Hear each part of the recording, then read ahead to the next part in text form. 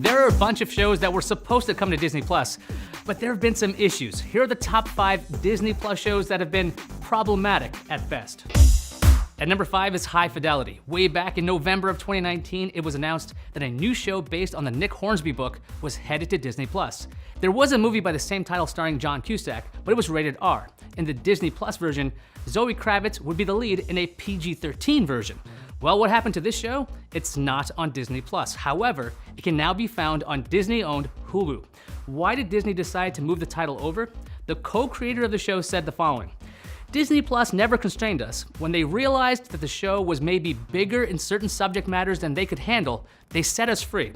So the show's always been what the show is going to be, and they did nothing but support us. This seems to be a larger issue for Disney Plus. What kind of material will live on its service? At number 4 is Muppets Live Another Day. This was going to be a show that was set in the 1980s and took place right after Muppets Take Manhattan.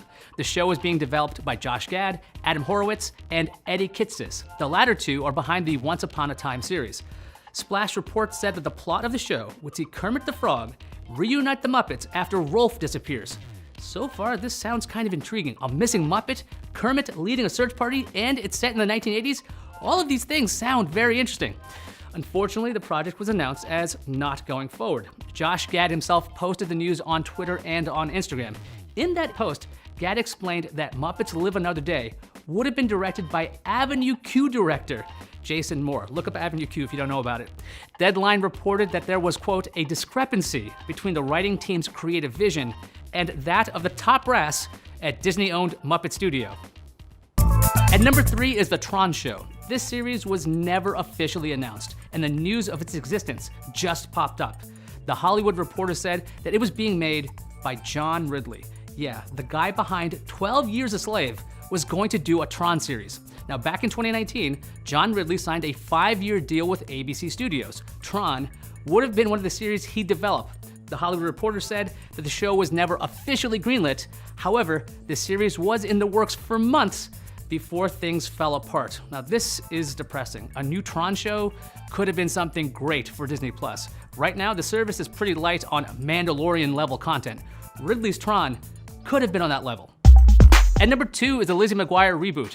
This show was officially announced. It had Hilary Duff returning as the title character. Gordo would be back, played by original cast member Adam Lamberg. Lizzie's family would be played by their original actors too. The reboot would focus on the Lizzie character handling adulthood with her friends. The series began filming in October 2019. So far, so good, but the show is not happening right now. What happened? Well, Disney decided to fire Terry Minsky from the reboot. Minsky just so happened to create the Lizzie McGuire show and was returning as showrunner.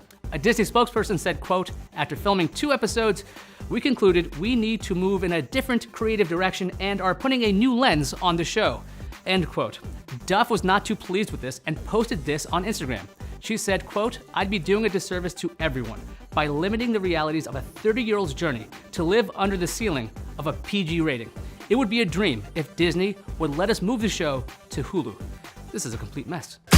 And the number 1 most problematic show for Disney Plus has to be the Obi-Wan Kenobi series. Here's what's going on.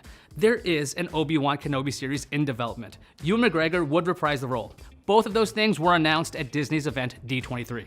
The series would take place 8 years after Revenge of the Sith and 11 years before A New Hope.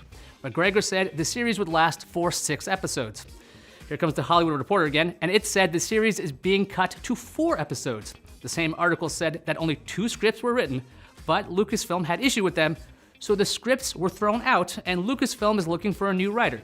The series was supposed to start filming in the summer of 2020. McGregor talked to comicbook.com and said, quote, this is kind of a mess, just go along with me. It just slipped to next year, that's all. The scripts are really good. I think that so now that episode 9 came out and everyone at Lucasfilm's got more time to spend on the writing, they felt like they wanted more time to write the episodes. I read about 80-90% of what they've written so far, and it's really, really good.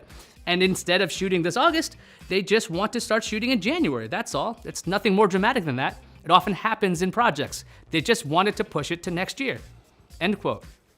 No official release date for the series has been announced yet. Meanwhile, there are all kinds of rumors around Lucasfilm president Kathleen Kennedy. Take this with a grain of salt, but one YouTuber says that Kennedy was banned from the set of The Mandalorian Season 2. His reports have been accurate before, though. Disney is in a bit of a transition period. Its longtime head, Bob Iger, is no longer CEO. Kennedy's contract will continue through 2021. We'll have to see what happens. Are you still using Disney Plus? Is the world according